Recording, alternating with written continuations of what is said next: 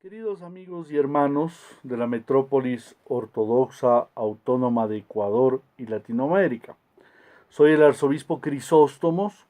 Quiero saludarles a todos desde aquí, desde mi pequeña oficina en Ecuador, en Quito, Ecuador, y quiero seguir tratando el tema del mal llamado Gran y Santo Concilio que se está celebrando en Creta. Continuando, les recomiendo ver el primero y segundo video para que puedan entender la totalidad de este mensaje. En el quinto punto que vamos a tratar en esta ocasión es hablar de que hay un texto preconciliar preparado por Constantinopla, evidentemente, por medio de las conferencias que se han dado en varios países y entre ellos en Chambesí y en Balamad y los acuerdos ecuménicos que se han preparado. Todo esto es fruto de una agenda, de un cuerpo de teólogos e intelectuales que, muy bien mandados, están organizando una serie de documentos, y estos documentos pretenden ser presentados en Creta y probablemente están siendo firmados prácticamente a ojos cerrados por ciertos líderes de las iglesias ortodoxas llamadas canónicas, ¿no? Y es importante que uno de esos documentos, que se llama Las relaciones de la Iglesia Ortodoxa con el resto del mundo cristiano, hay que decir que es un texto que tiene una serie de inconsistencias teológicas terribles, e incluso de contradicciones. Ya en el primer artículo reconoce que la Iglesia Ortodoxa es una santa, católica y apostólica.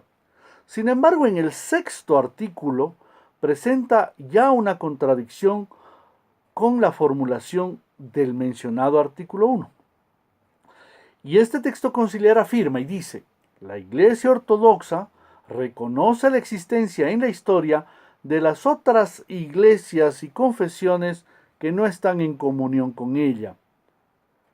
Pero entonces, si la iglesia es una, es también única. No pueden haber 2, 3, 6, 40, 2400. Existe para la Iglesia Ortodoxa una sola iglesia. Y por eso también nos negamos a creer que estos documentos estén preparados con tan mala fe que de alguna manera lo único que llevan es al creer y a aceptar el famoso llamado movimiento ecuménico, que es, en definitiva, un peligro para la Iglesia y para la verdad. Tal vez lo que se entiende es el regreso de los cristianos occidentales a la una y única Iglesia. Eso quisiéramos pensar, que la Iglesia de Occidente, la Iglesia Católica Apostólica Romana, va a reconocer los errores y las separaciones de la verdad y va a volver. ¿Creen ustedes que esto sucederá? Por el contrario, los documentos dan la impresión de que la Iglesia está, y de hecho lo es, dividida, y que los objetivos de los interlocutores apuntan a la unidad de la Iglesia. Es decir, se quiere claramente que regresen a esa unidad, pero aceptando de que ya son iglesia. Sexto punto. En el texto anterior se mueve dentro de los límites de una nueva eclesiología ecuménica. Yo ya he hablado de este tema en otros videos, particularmente en estos 8 videos en donde he hablado del ecumenismo. Y una cosa que explico y que quiero repetir claramente es que la Iglesia Ortodoxa tiene su propia eclesiología. ¿Qué es la eclesiología? La eclesiología es la manera con la cual nosotros vemos que es la iglesia, es decir, cómo concebimos que es la iglesia. Y permítanme poner un ejemplo. Yo creo que a nadie se le ocurriría, con la fórmula presentada por Mao Zedong y su gobierno en la República China, ¿no? República Comunista China, nadie se le ocurriría que una persona formada, estudiada, metida en el sistema propio de la República Comunista China, no se le ocurriría ir a los Estados Unidos y aplicar el mismo sistema de gobierno, de leyes o de vida. Nadie se le ocurría. ¿Por qué? Porque son sistemas diferentes.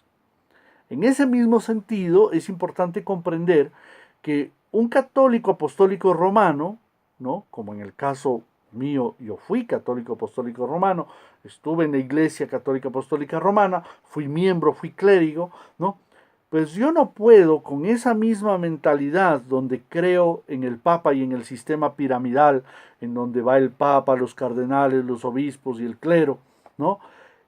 No puedo lo mismo aplicarlo a la Iglesia Ortodoxa. La Iglesia Ortodoxa tiene una eclesiología, un sistema, incluso administrativo, diferente.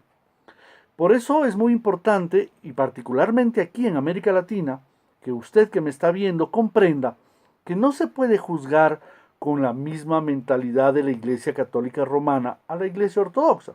La Iglesia Ortodoxa tiene un principio que no lo tiene la Iglesia Católica Romana, que se llama el principio de conciliaridad o de sinodalidad. Es decir, que todos los obispos de la Iglesia, todos, desde los más altos, más antiguos, más viejos, o de las diócesis o metrópolis más grandes y poderosas, ¿no? Hasta el último chiquito y recién ordenado y consagrado, o incluso latinoamericano, como el último de los últimos, como se considera, ¿no? Es exactamente igual. Todos los obispos son iguales ante Dios, porque así obró el Espíritu Santo.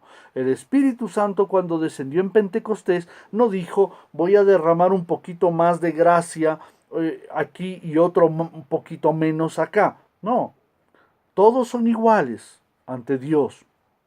Esto es lo nítido y claro de la doctrina cristiana. En el cristianismo hay una igualdad ante Dios. Ya lo dice San Pablo, ya lo dice San Pedro, ya lo dicen todos. Desde el primer sermón y prédica dada por San Pedro y por la iluminación a los apóstoles después de Pentecostés, todos son iguales y no hay diferencias. En ese sentido, es importante también decir que los documentos de este concilio, de este llamado Gran y Santo Concilio de Creta, pretende hacer una especie de concilio vaticano dentro de la Iglesia Ortodoxa y pretende hacer una nueva eclesiología, planteando como fundamento el reconocimiento del bautismo de todas las confesiones cristianas, como si el bautismo fuera por igual en todas. Los autores del texto invocan el séptimo canon del concilio y del 95º canon del sexto concilio ecuménico, a fin de dar validez y legitimidad canónica a esta eclesiología que es cacodoxa. Sin embargo, los santos cánones de la Iglesia solo regulan en esos cánones la forma en que los herejes arrepentidos son aceptados en la Iglesia, y de ninguna manera hablan de la situación eclesiológica de los herejes, ni del proceso de diálogo entre la Iglesia y la herejía.